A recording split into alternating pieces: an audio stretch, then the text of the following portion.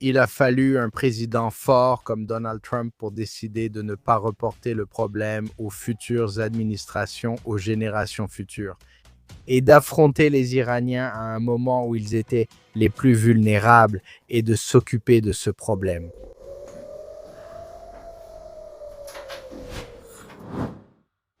Bienvenue à nouveau sur JNS TV. Eh bien, nous sommes toujours en pleine guerre avec la République islamique d'Iran, qui reste l'une des menaces stratégiques les plus importantes, je devrais dire, pour Israël. Mais c'est aussi un régime qui fait face à une opposition interne très profonde de la part de son propre peuple. Ces derniers mois, l'homme d'affaires et philanthrope Sylvan Adams s'est exprimé de plus en plus ouvertement sur la nécessité de confronter le régime, tout en réfléchissant sérieusement à ce à quoi pourrait réellement ressembler un Iran d'après la République islamique. Aujourd'hui, nous discutons avec lui de la guerre actuelle, des enjeux pour Israël et tout l'Occident, et de la question de savoir si la communauté internationale est prête, ou même si elle réfléchit à ce qui va suivre. Merci Sylvain de m'avoir rejointe aujourd'hui, c'est un plaisir de vous avoir dans l'émission. Merci de m'avoir invité.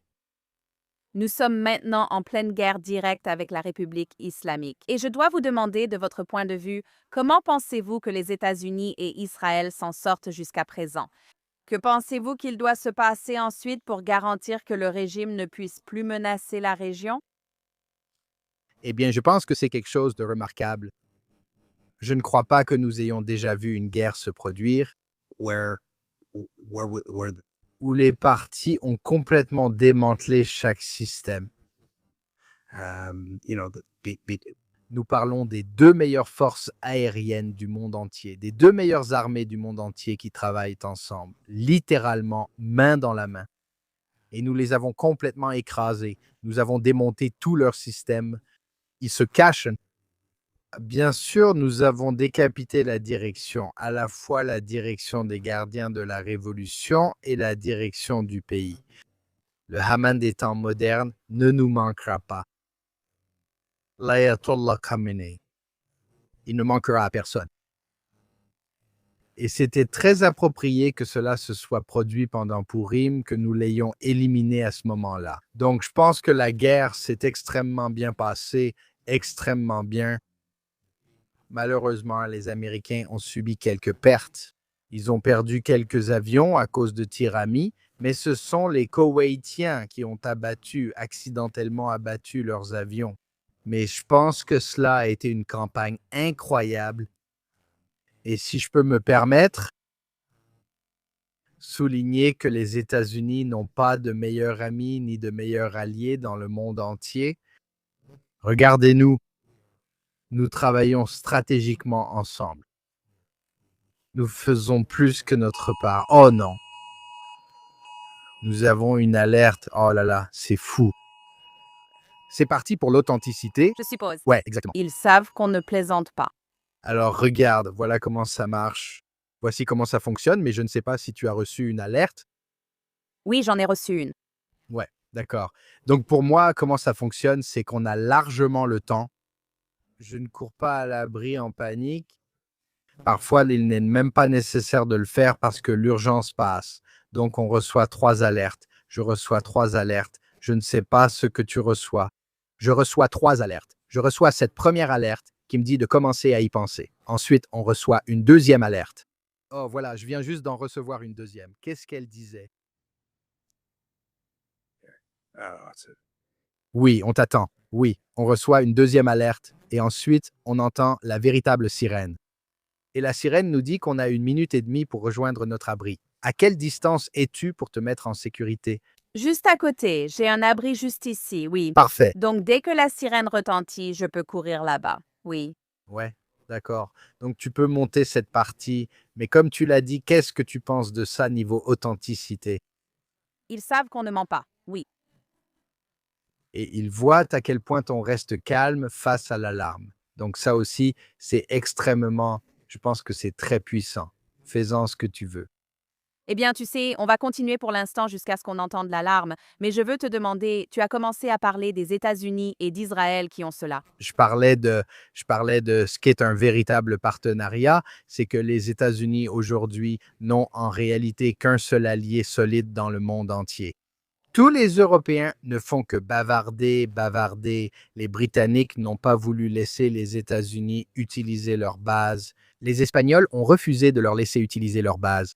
Et voici les mêmes pays qui se plaignent que Trump n'en fait pas assez pour l'Europe et l'Ukraine, qui se plaignent qu'il est trop dur avec les partenaires de l'OTAN. Et regardez à quel point ils sont faibles et incompétents. Et regardez quel allié parfait est Israël. Et je suis très fier de ce que nous avons accompli. Et je suis fier de ce partenariat. Et il a fallu un président fort comme Donald Trump pour décider de ne pas reporter le problème aux futures administrations, aux générations futures, et d'affronter les Iraniens à un moment où ils étaient les plus vulnérables à cause de nos actions pendant la guerre de 12 jours, et de régler ce problème. Enfin, ce n'est pas stratégique pour Donald Trump. Il a les élections de mi-mandat, mais ce n'est pas populaire aux États-Unis et il s'en fiche. Donc, je suis très impressionné par son leadership fort et stratégique. Et ils ont un allié extrêmement solide et un ami parfait. Je sais que vous avez parlé de l'importance de faire la distinction entre la République islamique, le régime et le peuple iranien. Je voudrais vous demander pourquoi vous pensez que cette distinction est importante dans les discussions sur l'Iran aujourd'hui, en particulier en Occident, où les gens ne réalisent peut-être pas qu'il y a une telle différence entre les deux. Donc, le peuple iranien n'a aucun problème avec les Juifs ou avec Israël. C'est le régime fanatique qui a un problème avec nous parce qu'ils sont des fanatiques religieux et ils ne détestent pas seulement Israël, bien sûr, ils détestent tout l'Occident. Quand ils nous appellent le petit Satan, bien sûr, les États-Unis sont le grand Satan. Ils sont en guerre contre l'Occident depuis 1979 et c'est le régime qui est au pouvoir. Mais bien sûr, le régime contrôle aussi très brutalement sa propre population, réprimant brutalement son peuple de sorte que l'expression du peuple n'est jamais exprimée. Je pense que oui, mais la sirène vient de retentir. Nous allons à l'abri 5 minutes, puis je reviens.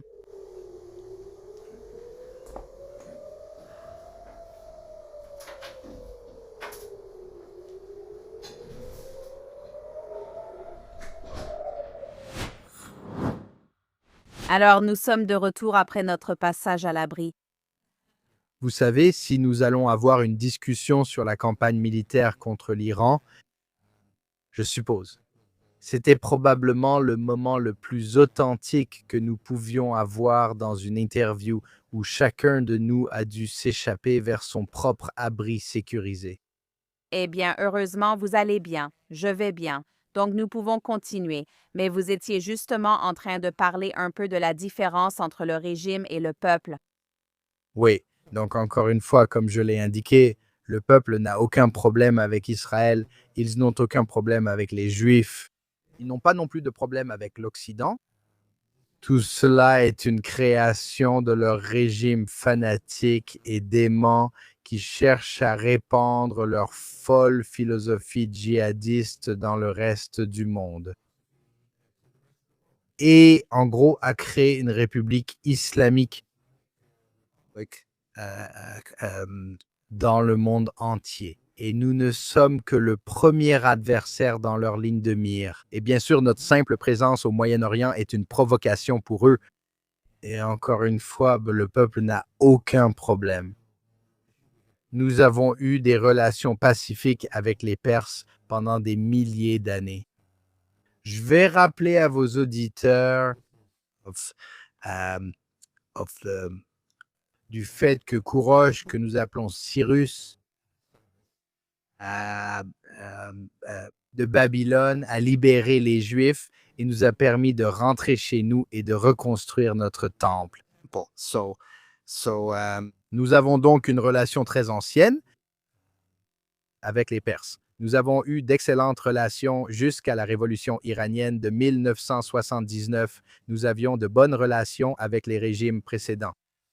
Et nous espérons revenir à cela. Encore une fois, l'Iran est un pays très instruit. C'est une puissance régionale. Et en réalité, ils ont simplement été pris en otage depuis 1979 par ces fanatiques et ils sont empêchés de rejoindre le reste d'entre nous, de vivre comme des gens normaux. Eh bien, vous avez beaucoup parlé récemment de la façon dont la communauté internationale devrait envisager l'investissement économique et la reconstruction de l'Iran une fois que ce régime sera effectivement éliminé. Quel rôle pensez-vous que le secteur privé peut jouer dans ce type de transition? Et aussi, quel rôle voyez-vous pour vous-même? Je sais que vous en avez déjà un peu parlé. Pourriez-vous partager votre vision avec nous? Oui,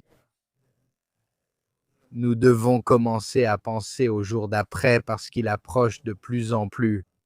Donc, une fois qu'il y a un gouvernement représentatif normal du peuple, un système de gouvernement démocratique dont je crois que l'Iran a soif et qui, je crois, serait et permettrait à l'Iran de prospérer. Une fois qu'il y aura un système de règles et de lois et un véritable système de gouvernement, je pense que l'Iran sera un endroit où les investisseurs afflueront. Et moi-même, je serais très intéressé d'y aller et de voir qu'il y a beaucoup d'argent à gagner en reconstruisant un pays. Je crois qu'il y aura, eh bien sûr, il possède les deuxièmes plus grandes réserves de pétrole au monde. Donc, il n'y a pas de manque d'argent en Iran si, encore une fois, ils sont libérés des chaînes de toutes les sanctions et que les investissements affluent pour rendre leur industrie pétrolière plus efficace. Je vois cela comme une opportunité extrêmement intéressante parce qu'ils ont tellement de choses à faire et il y a beaucoup d'argent en Iran qui peut être investi. Et je pense, pour répondre à votre question sur le secteur privé, qu'il y a bien sûr beaucoup d'intérêt de l'étranger. Il pourrait y avoir beaucoup d'intérêt de l'étranger pour ce jour d'après. Et je pense que l'Iran peut être reconstruit très rapidement.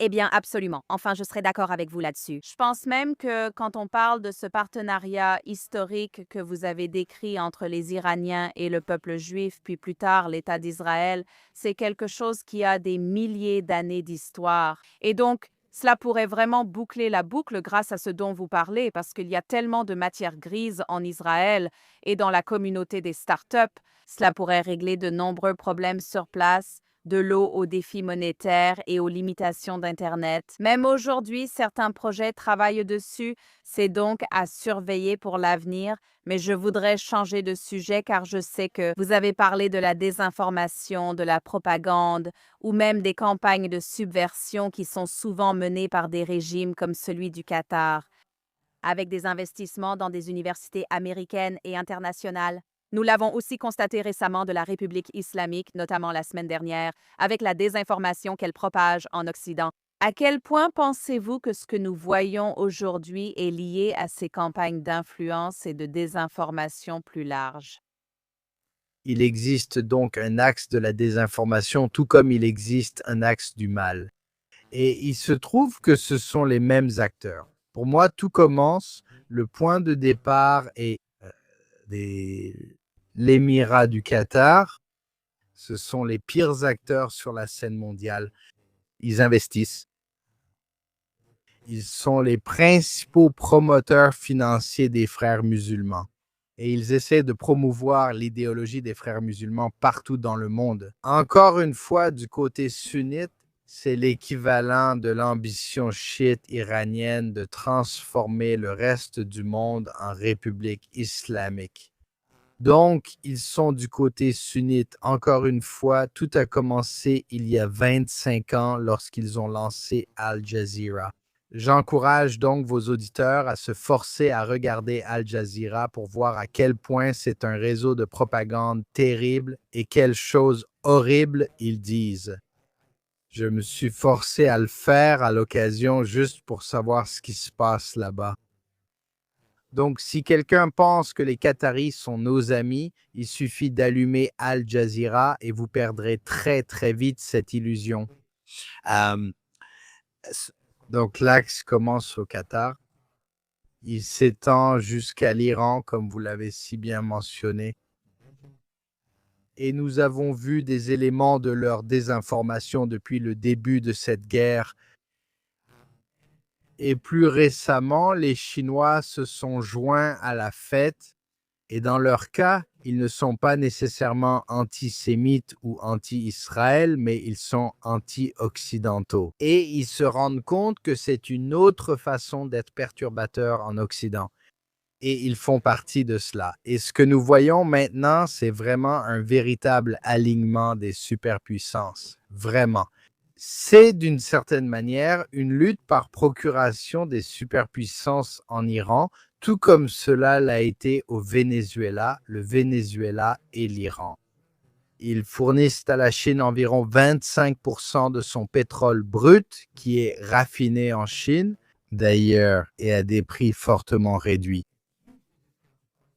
Et de plus, pas en dollars américains, car les Chinois essaient de remplacer le dollar comme monnaie de réserve mondiale, donc il y a de grandes forces en jeu.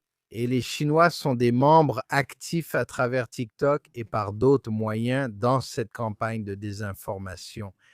Ajoutez un peu de Russie parce qu'ils sont toujours là à semer le trouble. Et vous avez vraiment votre axe de désinformation qui coïncide avec cet axe du mal et la guerre des civilisations, une guerre physique dans le cas de l'Iran et une guerre de l'information que nous avons tardé à reconnaître et face à laquelle l'Occident doit vraiment se réveiller. Et il y a une chose qui m'encourage. Je pense que les Iraniens ont pris une très mauvaise décision en choisissant de bombarder leurs voisins du Golfe, y compris le Qatar. Par la suite, ils ont essayé de nier qu'ils avaient bombardé le Qatar, mais l'émir les a dénoncés à ce sujet. Donc je pense qu'ils ont peut-être, et soyons optimistes, contribué à desserrer l'un des éléments de l'axe du mal. Et peut-être que nous pourrons amener les Qataris maintenant que les Iraniens seront retirés de l'échiquier. Peut-être que nous pourrons réellement encourager les Qataris à rejoindre le monde occidental et à arrêter de causer des problèmes et de promouvoir une théocratie islamique pour dominer le monde.